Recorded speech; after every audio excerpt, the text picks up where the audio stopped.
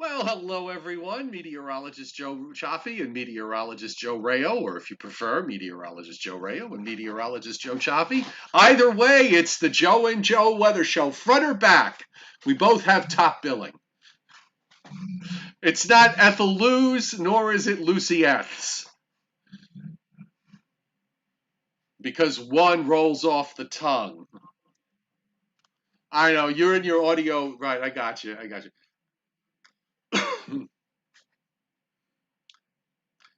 You know, that shows up on the podcast, just so you know. Oh, good Lord.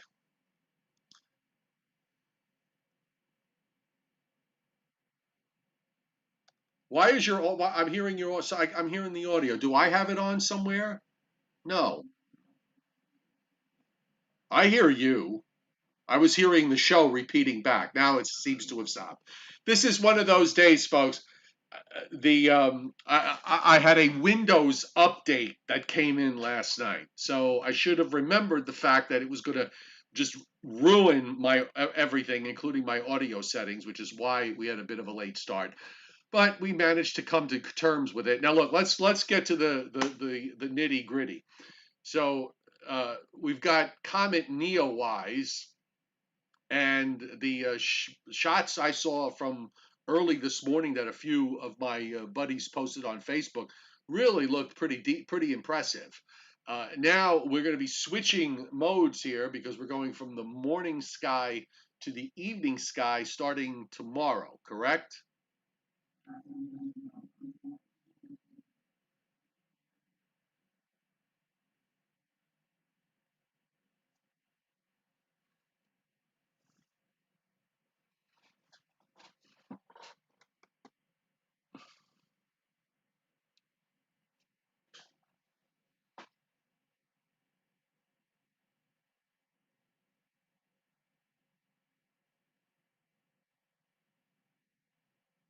I hear you fine.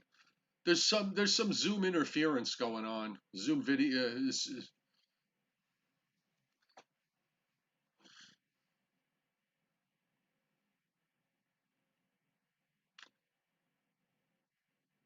okay. Actually, I'm having a few folks are telling me they can't hear you. I hear you. So hold on a second. That's my end. Oh, this is gonna be. Oh God. Hold on. Uh, hang on, folks. This is what happens with Windows and Microsoft when real seriously, they're evil people. They must be destroyed. All And right, interestingly, talk. There you go. Talk to me, Joe. hello, 1, 2, 3, 4, 5, 6. Yeah, we hear everybody. I see you've got audio levels, so you should Okay. hear Rayo. All right, now that we've gotten that all straightened out, oh, Dennis this is a Cassie great way says to we start still a can't hear Monday. him. What's that? Dennis just said we still can't hear him. You still can't hear? I see you have levels. Scott Briller says one time Joe can cuss. Okay, so are we hearing Joe Rayo or are we not hearing Joe Rayo? Oh, we heard a Joe Rayo giggle. Now we hear him. Okay, because there is a delay, so I just want to make sure. Okay, so why don't we just start from scratch? That means I'll have to go in and edit all this out after this is all said and done. Hi, everybody. Welcome to tonight's Joe and Joe Weather Show with meteorologist Joe Rayo and meteorologist Joe Chaffee. We managed to get through our audio difficulties. Thank you, Microsoft. Thank you. You do an update. You reset all the audio settings. Okay, it shouldn't have to do that. All right, so I got that off my chest. So let's start all over again, Joe. Comet Neowise. It's been in the morning Right. sky. You might see you might be able to see a little bit of it, but the angle's kind of low tonight. Should get better tomorrow. Correct? Right. Well, if you're gonna look for it this week in the evening sky, it's going to start out actually this evening very low toward the northwestern part of actually northwest part of the sky. Um, Head on out after about 9:45 when it gets sufficiently dark. You might, if you're looking toward the northwest, see it. If you want to get up in the wee hours of the morning, It's still out there for another week, just before sunup. To see it then, you'll have to get up before 4 a.m. I know a lot of you prefer to attempt to make your first sighting in the evening sky as opposed to getting up at the crack of dawn. But Joe, I do want to say one thing, that a lot of you have seen the pictures and photographs, and they are very impressive. But remember that on the photographs, the image uh, builds up to a degree so that it actually looks brighter than it really looks in the sky. If you see it in the sky, you're going to say, "Wait a minute, I thought there was going to be a stupendously bright object." Not really. It's kind of a subtle. The tail is beautiful, and the head looks like a bright star, about as bright as the stars in the Big Dipper. So if you ever seen the Big Dipper, you get a handle as to how bright the head of the comet is, and then a much fainter, ghostly tail that spreads out behind it. This is a tail of gas and mostly dust, and it is the brightest and best comet that we've had around here visible to us since Hale Bopp almost a quarter of a century ago. So, again, if you want to see it tonight, it'll be rather low, northwestern part of the sky, close to the horizon, around 9:45. It'll be a little higher tomorrow, and with each passing evening, the comet will get higher and higher and higher. In fact, a good idea as to how high it will be is to make a fist. Your fist held at arm's length is 10 degrees wide. And tonight, or better yet, tomorrow night, you put the bottom of your fist on the horizon. The top part of your fist is 10 degrees. That's how high the comet will be above the horizon at about 9:45 tonight and tomorrow. By Sunday, you use two fists. It'll be twice as high up.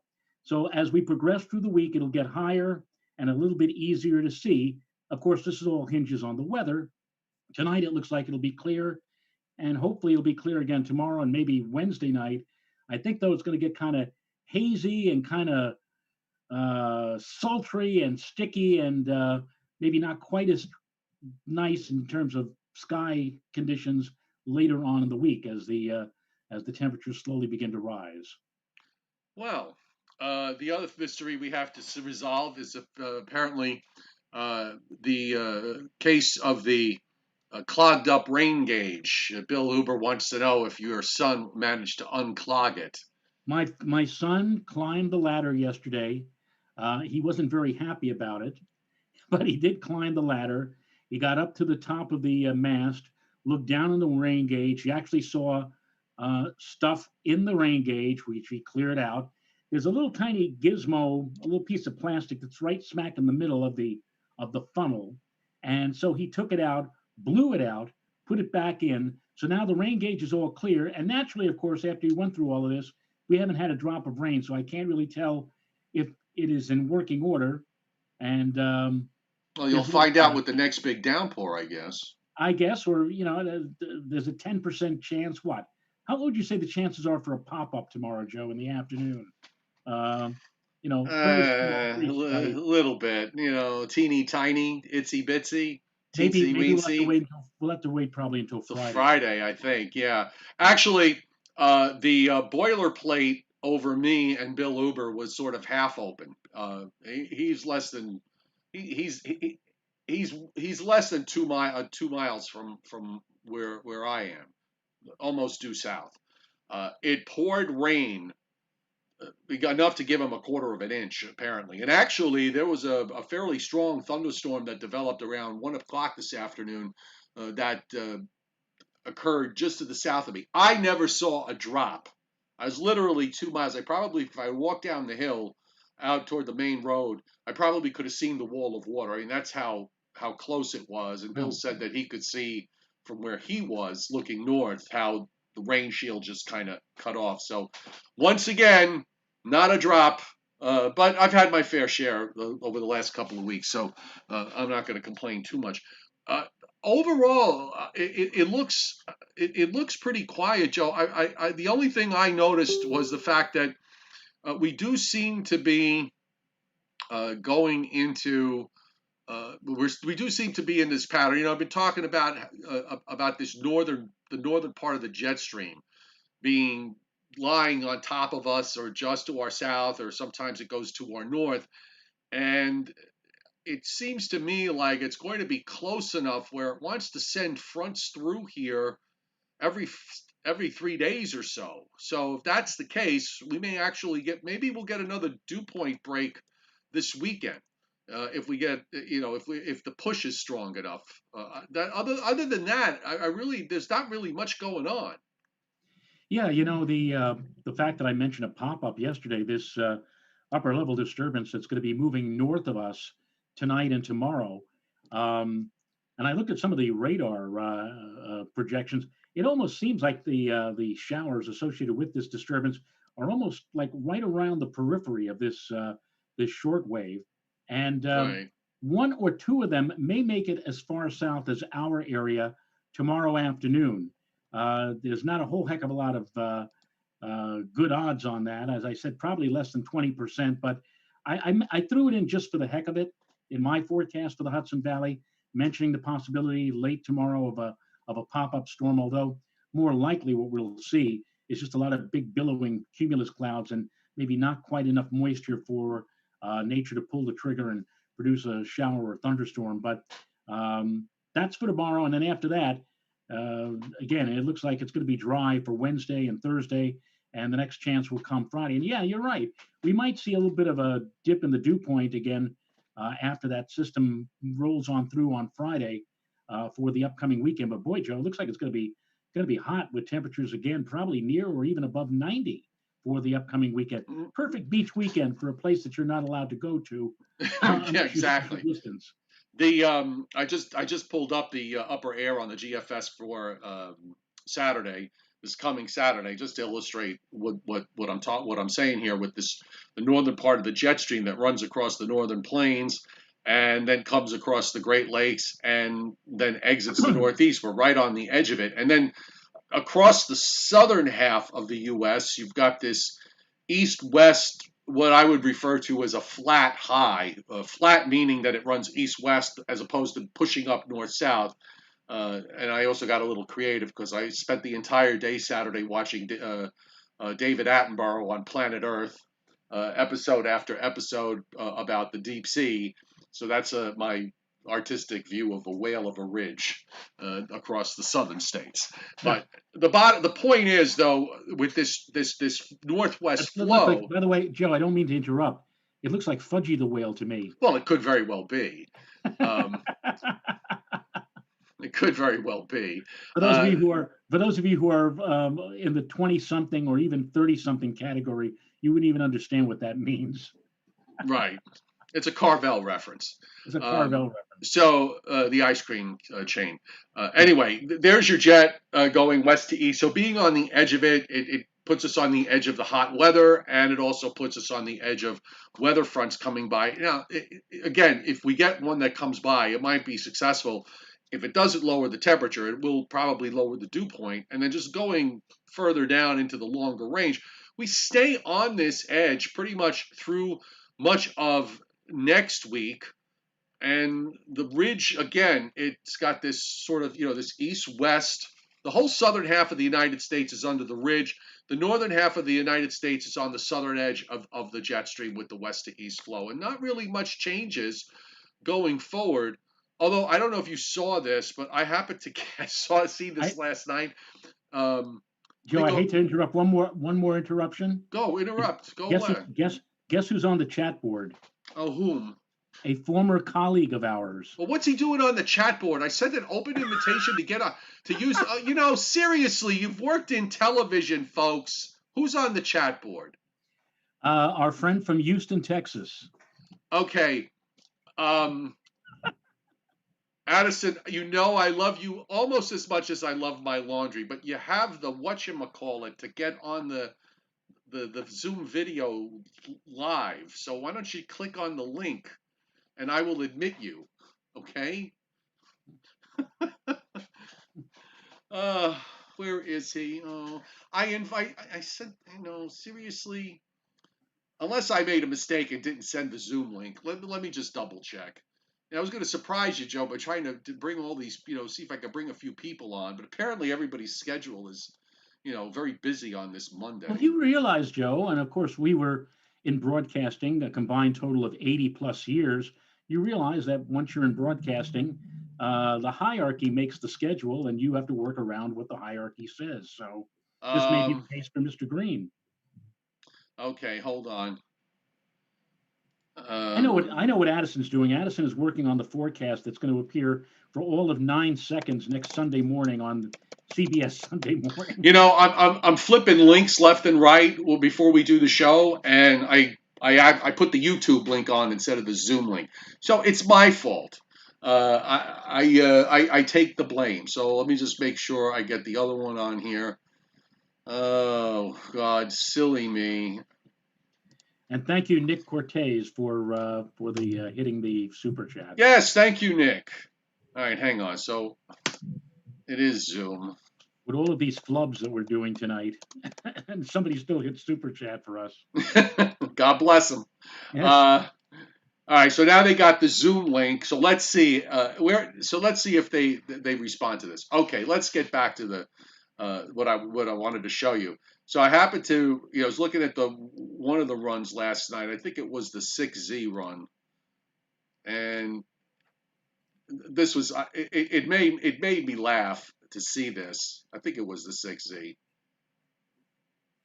Was it calling for a big snowstorm on Friday? No, take a look at this trough out in the late in the forecast period on the 6Z. I don't know if you'll be able to see it in about a minute on the delay. There's Okay. less than a 546 upper low between James Bay and the North Shore of Lake Huron. You actually have 552 thicknesses into western New York out of this. Oh, Joe, Yes.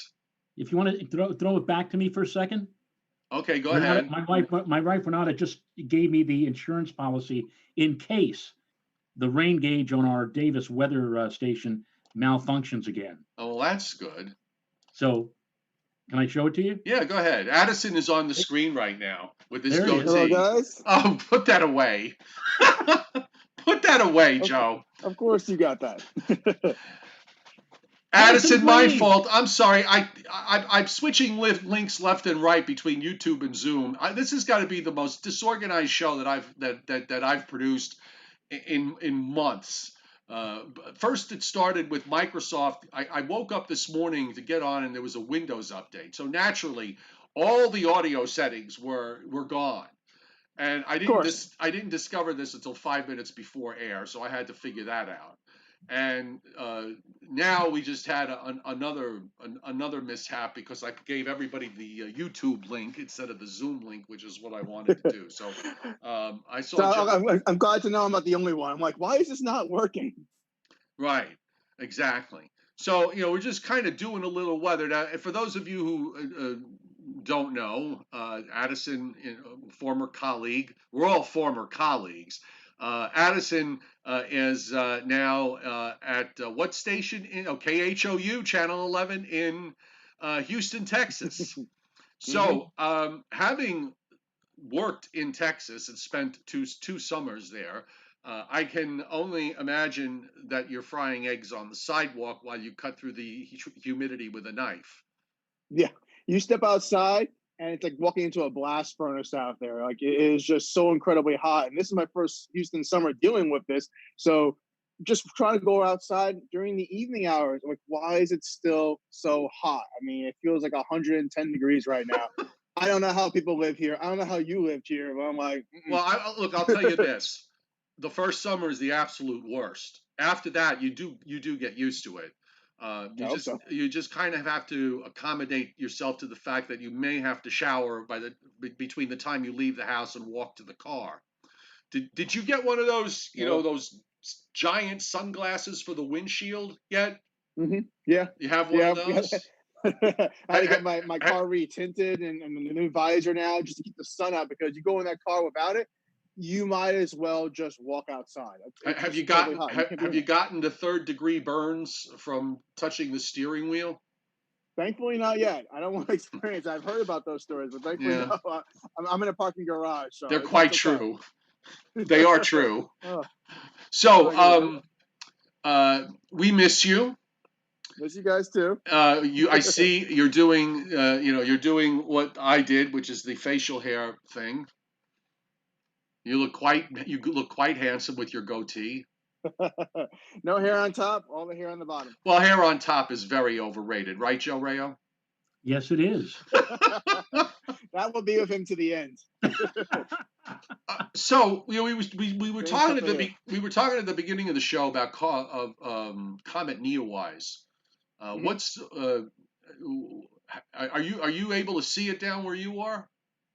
Should be able to, looking out towards the southwestern sky, I think, towards the Big Dipper.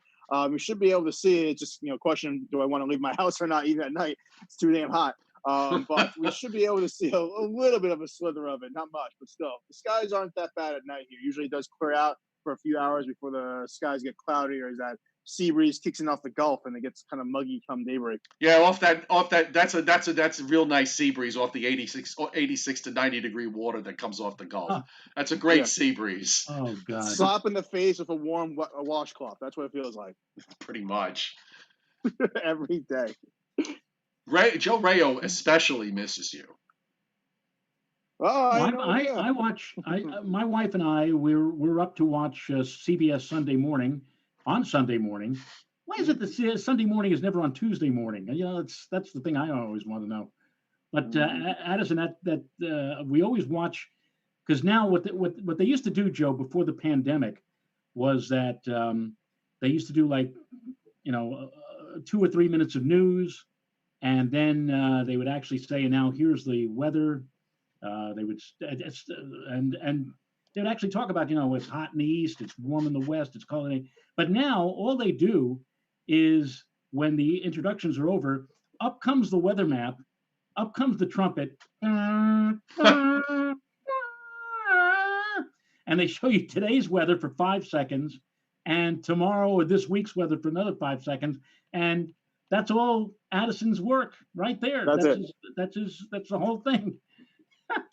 That's all we're allowed to be given. So I'm like, all right, at least we get that. Because for a while, I was like, Well, am I supposed to be on there? if it At least nails they you didn't in cut. it At least nails they you didn't an cut the Emmy, who weather out. cares? I mean, at least they didn't cut the weather out because they know that the weather is the most important thing of that whole show, and that's why it's still maintained. They don't do news headlines anymore, but they have Addison Green at the weather on Sunday morning. I'm very grateful for that. You That's, you missed the tropical storm. I mean, we had a tropical storm here on Friday. yeah. How is it that you guys get one before Before you Florida guys, and most of the Gulf, Houston don't get one? I'm like, of course, 2020. Why not? Because anything can happen. Oh, We'll, for we'll we'll get a sure. snowstorm before you guys get.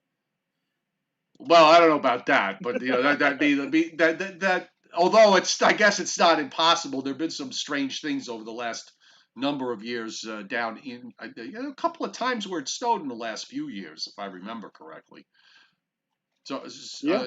what? Kind of a side question. So having lived in Texas, and I don't mean this to be at all disparaging. I actually, one of the things that struck me from my younger years when I was there, there's a fierce streak of independence among most Texans, and I think it works well within the context of the state. But if somebody from out of state doesn't quite get that, having Hmm. lived there, it made complete sense to me.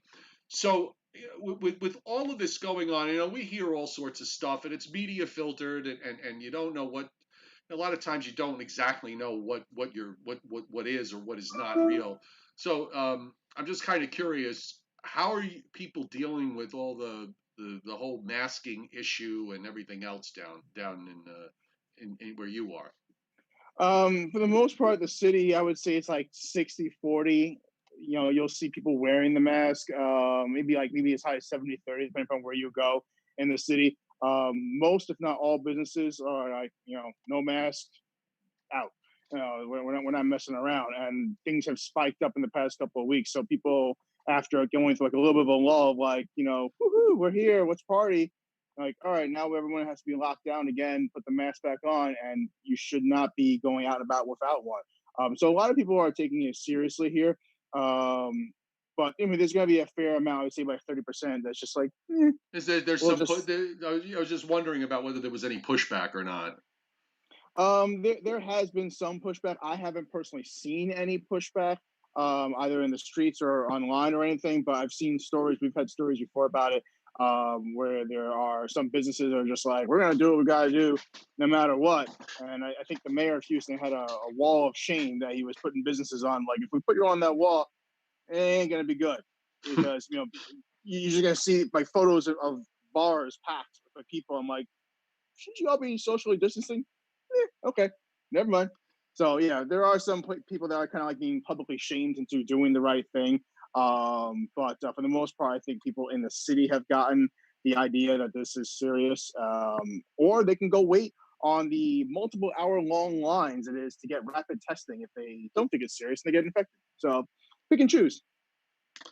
All right. Well, you answered my question. Have you have you experienced the Texas beaches yet? I did before the outbreak. Had a chance to go into the Gulf a couple of times and ran the beaches in Galveston, and it's quite nice. I do like it, but I do notice that on the other side of the Gulf, the water is much more clear. My parents have showed me photos because they live out in the Tampa area. They showed me photos of the water when they go out there every now and then. It looks like clearer and bluer. So here it's a little murkier, and then I learned that the Mississippi River sediments kind of get drifted over this way, because of the current flow. So it's like, every now and then you get like this brownish water. But other Right. than You that, get with it's the great. Mississippi emptying into the Gulf. Sometimes you get all this sediment that comes down from upstream. Yeah, and also, I mean, I know when I was there, you probably would have to swim around a few oil rigs, and although most You of can them still are see shut them. down. One of the things that was a big deal this was many years ago, because of the oil production in the Gulf, was the occasional spillage. You'd get these tar balls that would come in, and you'd go Mhm. out swimming you go out swimming in the Gulf, the water would be clean, but then you'd get like a tar ball that you'd step on, and you'd have tar all over your leg or your foot. Is that still a problem there or no?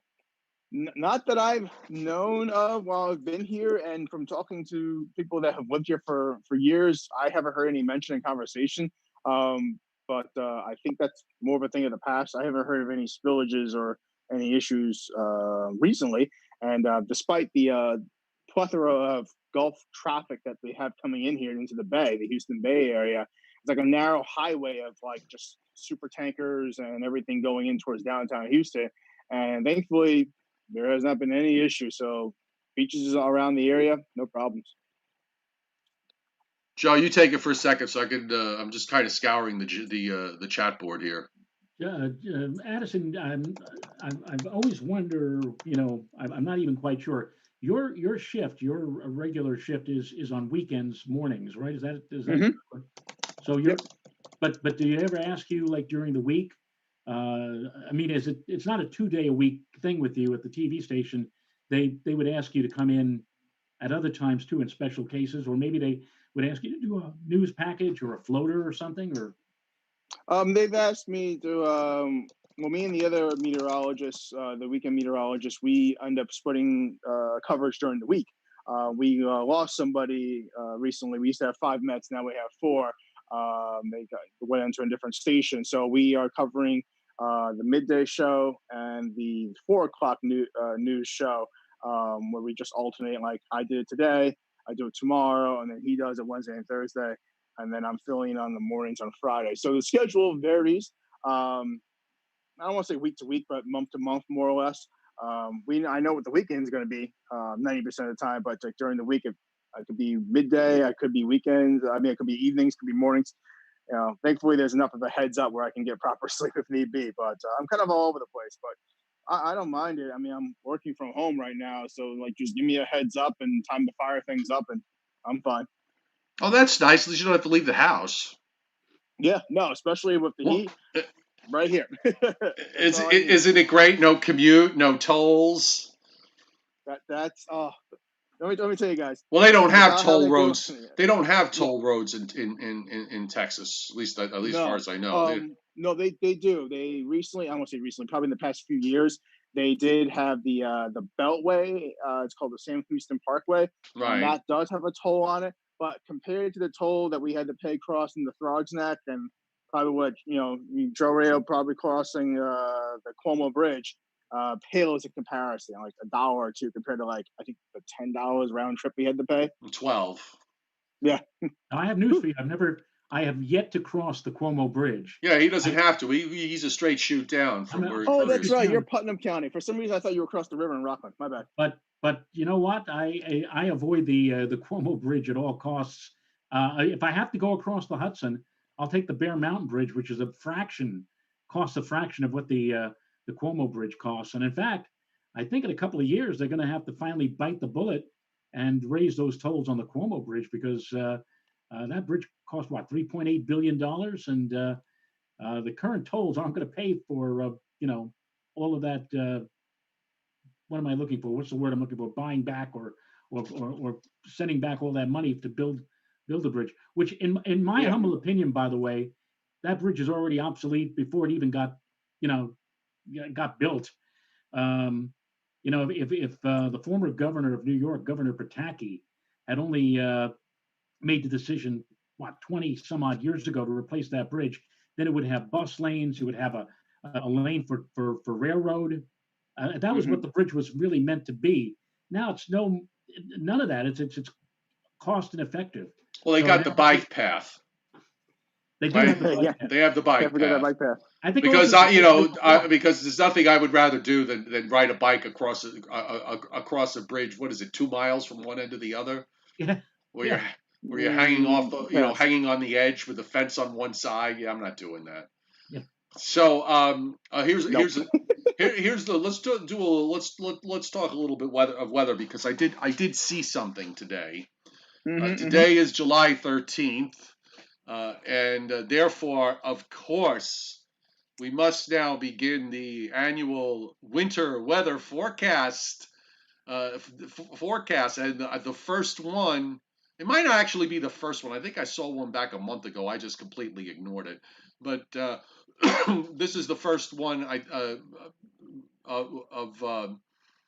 that I'll give a mention to. I will not, under any circumstances, mention who it is or where it is. If you want to find it, folks, Google it, find it yourself. I'm not giving anybody extra publicity, but you can. Any guesses as to any guesses? Would you like to guess what the winter forecast is? The heat. Take a stab at it, Addison. Take a stab at what the winter forecast is. This coming winter for the Northeast or for the whole country? No, well, we could talk about the whole country, but in general, let's say everywhere east of the Mississippi. I would say Joe it's already going to knows the be. answer to this because we've had this Of course he does. conversation. But go on. Colder and wetter. Well, the running joke is that there is no other forecast that is issued for the winter, for any winter, and particularly for the populated areas of the Northeast and the Mid-Atlantic states. All winter forecasts are below average temperature, above average snowfall. They're all every year. It's the same Every year. Every year. And somehow That's- the reasoning behind it is always the same every year. I Has figured it- that, has it that started almost sounds on par. Has it started snowing yet in Siberia, Joe? Oh, we have to wait till October to start looking at the Siberian snow cover. cover? Ah, And that worked until it didn't. So that indicator worked for a number of years, and then it just stopped working. That's because everybody was looking at it. That's a very common thread. As soon as everybody figures out that there's some kind of silver bullet, the silver bullet stops working. But why?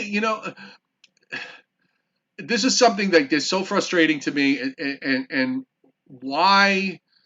Because ultimately, as the forecast, shoppers will be out in full force. Even if the malls are closed, it doesn't prevent people from forecast shopping. Eventually, it does come back to us about this sort of stuff. And you would think that after a while now, most people would have figured out that it's it's mostly BS for most people that they're seeing or reading. I It's mean, almost like the farmer's almanac. Like you love to look at so no, much. no. Let's wait. Hold on. There, the Farmer's Almanac is sacrosanct around here, right, Joe? Well, actually, there are two farmers. There's the old Farmer's Almanac and the Farmer's Almanac, not to be confused with the Harris Almanac or any other almanac that claims to be the original Farmer's Almanac. I thought there was just one. So show them I know.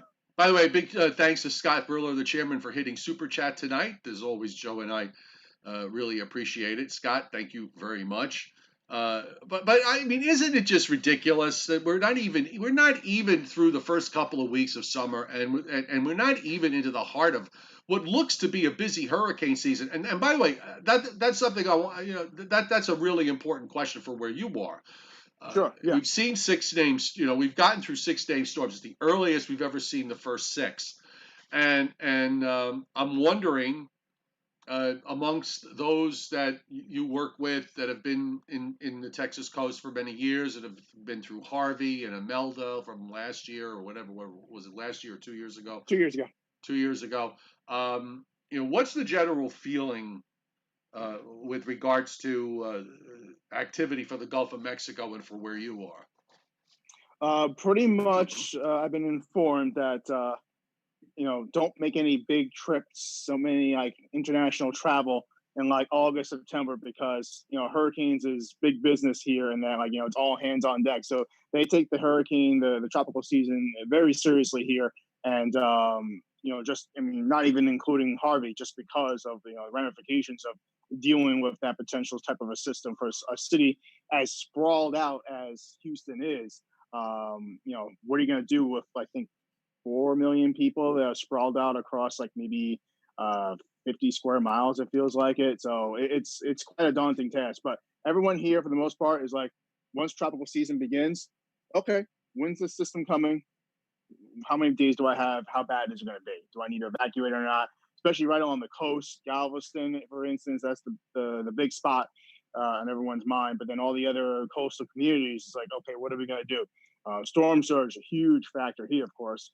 And also the rivers, which I learned coming here are called bayous, because this is the bayou city, and how high they can get because of all the runoff that goes through from any of the different neighborhoods in town. Those bayous can easily go above their banks if you're talking like persistent rainfall for like a day or two. And I found out earlier on this season that the city does not really need a tropical system in order to deal with flooding. I've seen just persistent thunderstorms, just run-of-the-mill thunderstorms, not severe or anything, dump inches of rainfall around the area. And meanwhile, you look outside the roadways, they got like this much standing water on them, and cars are like in a ditch somewhere, or they're just like pulled over the side of the road. I'm like, this is a thunderstorm. But 30 minutes later, an hour later, hey, I can't drive on this road. So they don't mess around when it comes to flooding first, then tropical weather, and then severe weather in the form of tornadoes and hail for the most part. Gusty winds, sometimes the big issue here. Winds kind of tend to die down, but the flooding is the big concern here, and they don't mess around. I would go ahead. I'm sorry, Joe. Go ahead, Joe. When we were in the Hudson Valley, I mean, we knew that at the drop of a hat, whenever we had a significant rainfall, any number of the parkways would flood. Is there any in Houston? Do people know that when an especially heavy downpour or some heavy thunderstorms with heavy rain is coming through, is there a particular roadway or thoroughfare that tends to flood out, or do they all flood out, or maybe none of them flood out because they're built the right way? Some of the newer highways, and they're in the process of building one right now. There's 3 kind of like loops. There's the inner loop, or just called the loop around the heart of the city. That's mostly elevated. Then you have the Beltway that's elevated in terms of like at least 1 story up above ground level. And then the third one, I don't know the name of it yet, but it's being built the same way. Those are the 3 kind of like big time routes to get like around the city and out of the city if need be. Otherwise, a lot of the local roads, local highways are at the surface, or if not, maybe even trending a touch below level for one reason or another. So some of the local roads will flood very easily compared to like some of the bigger ones. I mean, thankfully they're not talking about like the loops or the beltways getting flooded. If it gets that bad, that's a massive problem, obviously. But some of the low-lying roads, part of the older sections of the city, those can easily be susceptible to flooding. And I've driven around. The city's so big. I've driven around the western side and the north side. I've not touched the east side of the city, so I don't know how it is over there. But a couple of the places I've been to across downtown, like you're going through a narrow tunnel, and there's a flood gauge on the side of the highway of like how many feet this is above ground level and like what the flood stage is. So they have it right there underneath almost every overpass I've been through on some of the highways and some of the local roads as well. I'm not sure how long they've been there, if they're pre-Harvey or post-Harvey, but that's a big indication that flooding is the number one concern here across the area. And was my first point of criteria when I was apartment searching has to be above ground level, number one. What I would imagine everybody, I would imagine that the general population is nerves are frayed because of the experience from Harvey. Mm-hmm. So I would imagine that there's not going to and of course then there was the follow up flood with Imelda a couple of years ago. That there is no real issue. When I was there, it had been a while since a major hurricane had hit Texas, the Texas coast. So there was a very there was a very laid back feeling with regards to how any tropical systems, if any tropical systems were going to impact. And while I was there, Alicia went into Houston and literally broke all the windows in downtown. But that was a very, very small hurricane in terms of diameter. But I would imagine with the Harvey experience that there isn't that laid back feeling. No, if it's there, it's minimal. Yeah, it's very minimum, Joe, especially after Harvey, because fresh in everyone's mind. And I remember when we were talking about this back in the Fios One News Weather Center, back in the good old days. Talking about Harvey and coming on in, we're like, is this reading right in the models? Like 48, 50, 55 inches? Like, is that right? Like, how do you even fathom that to put it into perspective to tell the audience like you're going to be seeing 4+ feet of rain? Like to me, that's still mind-boggling. But to everyone here, that's a realization that can really come true again. So when we talk about like the rain potential coming on in here, even if it's a small chance of being clipped, like we got the sea name storm. I forgot, it's skipping my mind. Cristobal. When Cristobal was coming this way, it's like, oh, here's the potential for rain, and it's like everyone's like, okay, I'm paying attention. What's going on here? Do I need to leave? Do I need to batten down the hatches? Give me the info. So yeah, no one really messes around here when it comes to tropical weather. I think ever since then it's fresh in the minds, but even before then, just the fact that you're in a Gulf Coast city and you have a big bullseye on your back, just like New Orleans and Katrina, and if and when eventually Tampa gets Right. something. Okie AG points out on the chat board says it doesn't take a hurricane to flood Houston. We get flash flooding when 2 miles away it's sunny and breezy, and 2 hours later they get it. I assume he means thunderstorms, and he's watching a clear sky, which is, as you said earlier, the daily clusters of thunderstorms that form down along the Gulf Coast are enough to cause some flooding issues in most places on a daily basis. Mm-hmm. Yeah, big time. And the sea breeze is a big factor in that because that sets up the city is in a prime location for that sea breeze to come in and get those storms to start building on up. And then if you get another boundary coming on down from the northwest, say it's a slow moving cold front or it's a squall line of some kind or a gust front, you can easily get those storms to just sit literally right over the area for hours at a time. And flash flooding will be going on relatively easily. So yeah, it does not take a tropical system. Basic thunderstorms come into the play, and even during my forecasting, like talking about severe weather, I don't mention the tornado, wind, hail potential at first. I'm like, this is how much rain we're going to be getting because that's the big factor right there, flooding. Gotcha. So Johnny Quest has a question about ACE, the accumulated cyclone energy. Do you want to take that? I will let you take that one. You're going to take me? Okay. So here it is basically in a nutshell. The ACE, accumulated cyclone energy. And you, by the way, if you could pull it up on, if you Google it, it basically what the Hurricane Center does, and apparently one or two other agencies around the world, they do this with their tropical cyclones, is they use a calculation to figure out the power generated by the wind the wind in a tropical system, and they do it every 6 hours, and then they come up with the number to give a scale for how strong a tropical cyclone is.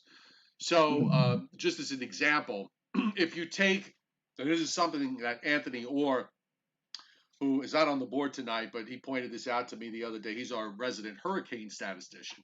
That the last the six named tropical storms prior to Faye. So the 5 named tropical storms of this year, and then going back to the bunch of late season tropical storms that we had last year. If you add the ACE of all those storms, they don't even come close to the ACE that was generated by Hurricane Irma back four seasons ago.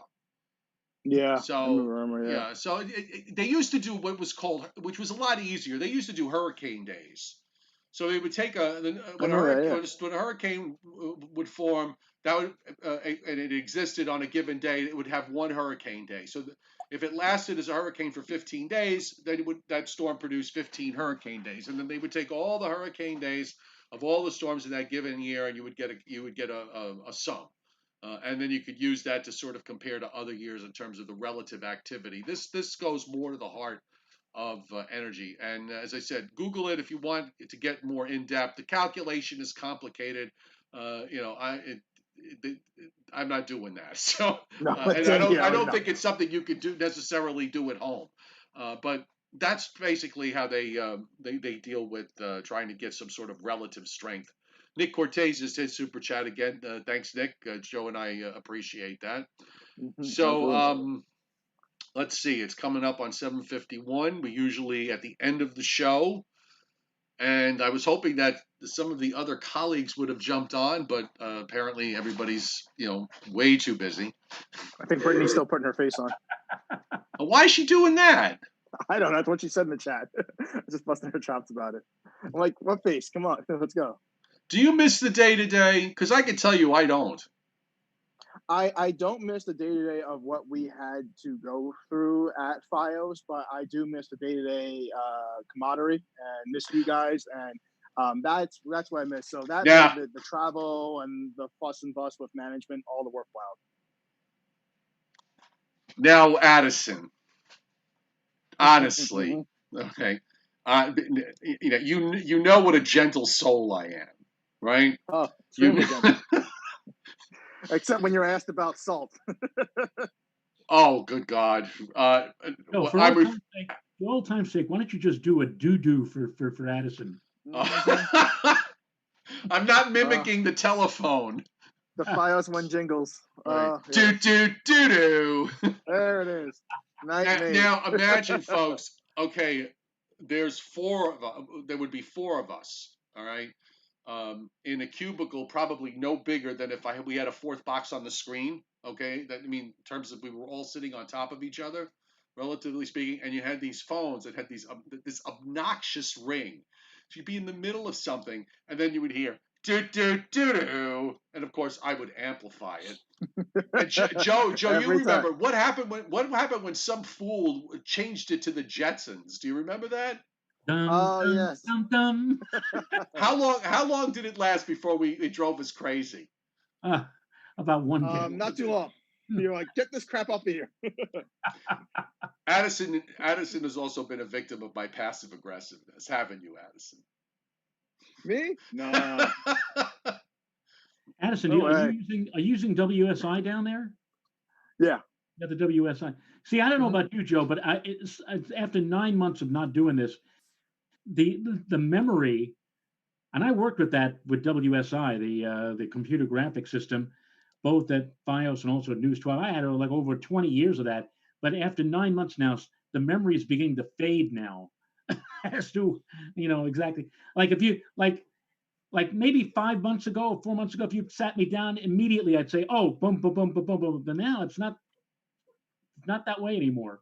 I I, you Yeah, know, yeah, uh-huh. I don't miss it. You Mm. know my feelings about this. I absolutely do not miss it at all. I am perfectly content with what I'm doing. I guess I was, I've often said it would if I were born 20 years or 30 years later than I was. This is an element that I would have, I really enjoy and may, and have would like to thrive in and continue to thrive in. I have no desire, and I made this very clear on my last day that I will not work for another corporate entity as long as I live. Not unless Don't blame you. the only way, and it'll never happen. But they're going to have to take the decimal point on the paycheck and move it over so many spaces that I could conceivably bankrupt the entire company. If you want me It's like that bad, you that's know, what it's going to take. how many zeros they want on that check? Like, we don't have this much money. Give it to the man. So let's put Addison through Briller Jeopardy. Who, by the I mean, way, Scott we reminisces about a snowstorm that uh, I don't know. We were in the middle of doing a live stream, and you guys came in from the outside. I don't recall it, Yeah, I think but then again, I don't recall anything. So I think I was outside in my. I don't think it was outside in my apartment. I think it was outside the station, covering the snow. I remember we did several times like that. I remember like them holding up the phone and like blizzard out there. But yeah, those streams were fun. It's like, oh, go tell me about the conditions right there. Or I'm like, yeah, I don't know about that. all right, so here we go. Ready for Briller Jeopardy tonight. So Yep. Addison, Price is Right rules. Okay, just so you Hmm. know. Are you Yep. still with us? Price. Where you going? I am. Sorry. Okay. Stand up for a second. I was. You have to um, go. Do you have to go to the John or something, or no. I mean, I do have to go in just? like All a couple minutes, but right. Well, um, you know what? Bear with us and just squeeze in no, the you're fine. meantime. You're fine. Go ahead. All right. Let's do the game. So, Fair what play. three planets have the most moons? Jupiter, Saturn, and Uranus. Mr. Rayo, is he uh, correct? I believe it's Jupiter, Saturn.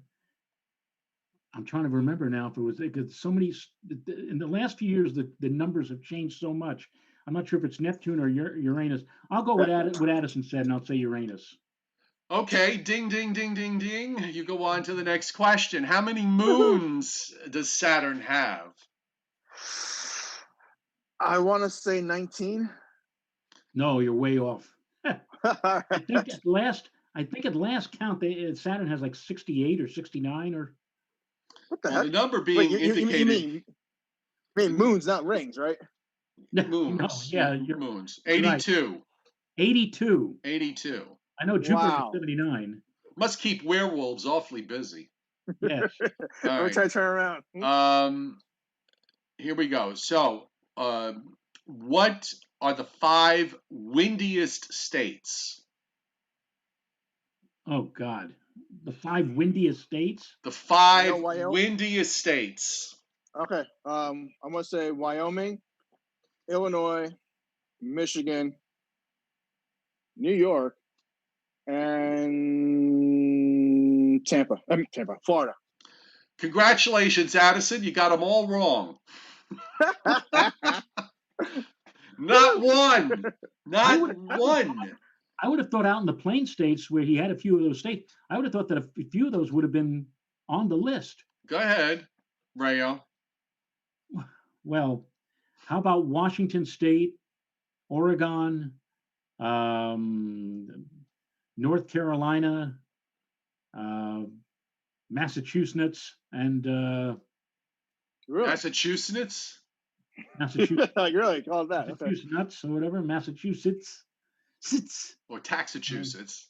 So what are they? My God, 10 for 10, both of you. Um, Wow. Name all the states. We'll get them all eventually. you know, you kind of gravitated as much away from more to coastal areas than anything else. And I thought you were going to go in this direction, Joe, but you didn't. Now I'm not sure how they came up with this, because how do you define? You take a whole state, so how do you figure out what the Yeah. average wind is for an entire state? But the states that Scott has put up on the list are Nebraska, Kansas, South Dakota, North Dakota, and Iowa. Okay, so the plains.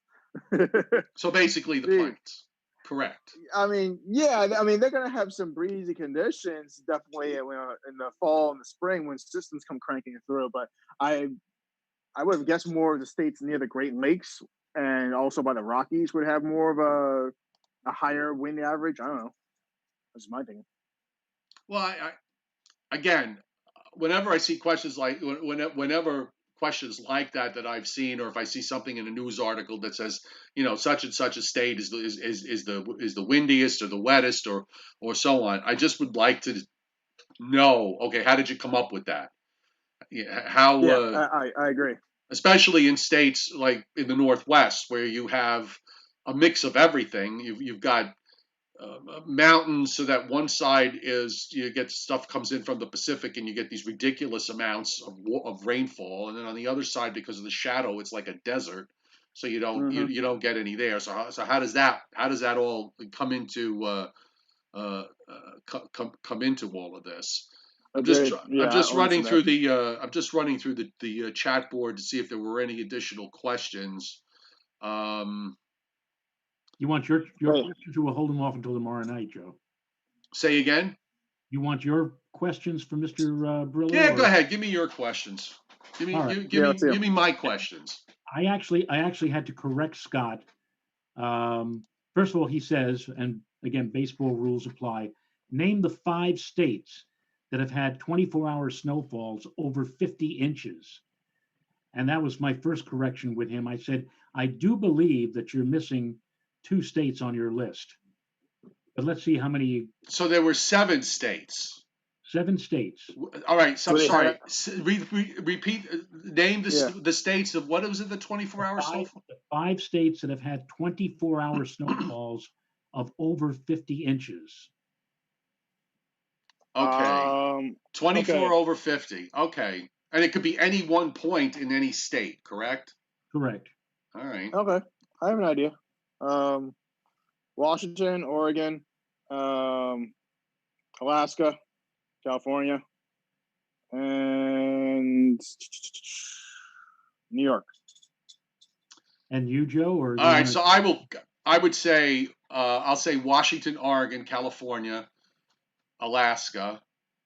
Although that's tricky. Okay, and Alaska's kind of a funny place. They get a lot of snow, but they don't necessarily get a lot of big snows. And again, it depends on the south or the interior or whatever. Hmm. I will add. I'm going to say Michigan because of the lake effect is so prevalent up there. New York, for Western New York, taking a shot. And how many did I name there? 1, 2, 4. That's 6. I think that's 6. Oh wait, it was 7. My bad. I thought it was 5. Um, yeah, I would say toss in Michigan in there and another Great Lake town, city, wow, state, Wisconsin. All right, you guys bring up a good point. It may very well. He gave me 5 states. The Okay. 5 states that he gave me were Alaska, Colorado, California, Colorado. Washington, South Dakota. And I South came Dakota. back and I came back. Oh, Black Hills. Excuse me? The I Black said, why South Hills. Dakota? I'm like, oh, the Black Hills. That's right. And I came back to him and I said, I think you're missing one state. During the blizzard of 1978, 55 inches of snow fell in the Manville section of Lincoln, Rhode Island. I was going to, That was yeah. during, and I was during a 24-hour interval, although I think it spanned 2 dates, February 6th and 7th. And then I also added, I said, I believe there have been snowfalls in excess of 50 inches over a 24-hour period in New York State, again, due to lake effect. And he came back and said, in doing more research, 74 inches in 24 hours in Montague, New York. Mm-hmm. That makes And, Was that sense. for that? Was that for he, that massive lake effect snow event that happened like 4 or 5 years ago? yeah, I think so. I think that's, but he got his information from the greatest 24-hour snowfalls in all 50 states from the Weather Channel. And after my corrections, he came back and said, "So what does the Weather Channel know?" Mm. And the other question, and I had to correct him here, not so much on the actual fact, but on grammar. He, he said, "What actor betrayed Nixon and John Quincy Adams in two 1990s films?" What actor betrayed Nixon and John Quincy Adams? I can tell you right now, those are two films I didn't see. Yeah, Well, no, same. I said back, I came back to him. I said, "I think you meant portrayed, not betrayed." All right. So, Yeah, that's what I would think. okay. So, what actors portrayed Nixon and what was the other one? John Quincy Adams? One actor portrayed Nixon and John Quincy Adams in two films in the 1990s. Well, I seem to remember. Well, whoever the actor was, I think he actually might have been nominated for an Best Actor Oscar for that performance in Nixon. Um, I oh my God, his face is right in front of me now. Ugh. want me to give you the initials? Go ahead. AH. Anthony H. Hopkins. Anthony Hopkins. Okay. Yeah, I can see that. Yeah. Yeah, he got. I think he got nominated for an Oscar for Nixon. He also played John Quincy Adams. Yes. No, I John did not know. Quincy I did Adams not know that. and I Nixon. didn't know that. Well, Well, that's see, Anthony Hopkins can do it all. well, Addison. Thank you so much for joining. You know you're always welcome here. Although I'll make Oh, sure thank you next for the time I'll give you. invite. I'll make sure next time I make sure I put the Zoom link up and not the YouTube link. But All right, thanks. fair enough. And hopefully we can get a few more of the original Well, group I back did together. actually. I did speak to Terrence Cardinal Fitzgerald, and Of course, so he's he's legal. got the boys at home, so it's kind of tough for him to get a little bit of free time. But he promised that he would on one of these nights jump on and be part of the conversation. So we will look forward to that. And Sure. How again, about young Jeffrey? Jeffrey, he's busy doing his thing on News 12. I haven't really talked to him very much in the last few weeks. I did talk to him not too recently, uh, but again, it was I'll throw the standing invites up there from time to time, and anybody wants to jump on can jump on. But thanks for taking the time to come on the show. And when when weather in Houston is going to be when it becomes an issue, uh, we'll definitely be in touch. Oh yeah, absolutely. I'll go right outside and let's do a live stream in the middle of it all. No, Awesome. that'd be fun. I'd love Just to do make that. sure, And Addison, just make sure that yeah, when you do your live stream, you make sure that Renee is aware of it. Because if you don't tell Renee, she gets very upset. Oh. oh, those days. Did you get proper I permission? would just I would just say that these are off-camera conversations that we should be having, and not necessarily on-camera conversations that we should be Well, having. whatever. All right, everybody, have a great night. Thanks for being All here. right, guys. To the audience, I mean, weather-wise, it's so quiet. I just figured, you know what? Let's get an added voice in here and do something a little different, which is something that we haven't done for a while. So, and plus, I don't know about you, Joe, but I'm still a little bit out of it from last Friday with Tropical Storm Faye. So. Um, this was a nice break. So thanks again for being here. And everybody, we'll see you tomorrow night, 7 o'clock Eastern time. Don't forget, this is also, as soon as I clean up the first 10 minutes, this is also going to be on a podcast, which you can find on Google Podcasts, Anchor, and Spotify. So be sure, if you haven't caught the whole show, or you missed some, or you joined late, you can just attach your headsets on and go do what you got to do and listen to the Joe and Joe Weather Show. So have a great night, everybody. Absolutely. And Good then if night. Joe, if you'd like it to make it a regular appearance, just let me know. Like what day of the week, like Wednesdays with Addison or something like that. I'll come on in. Oh, Wednesdays with Addison. Oh, how nice. That's great. Nice. Oh, See? very good. Next, you're going to tell me you're going to have an agent call me. course, coffee with Choppy still needs to be going down. Well, it does on occasion, but um, now he's naming his own show on our air. Isn't he lovely? Isn't he wonderful? Our Addison, bless his heart. All right, buddy. I'll see you soon. Okay, Joe. I'll talk to you tomorrow, and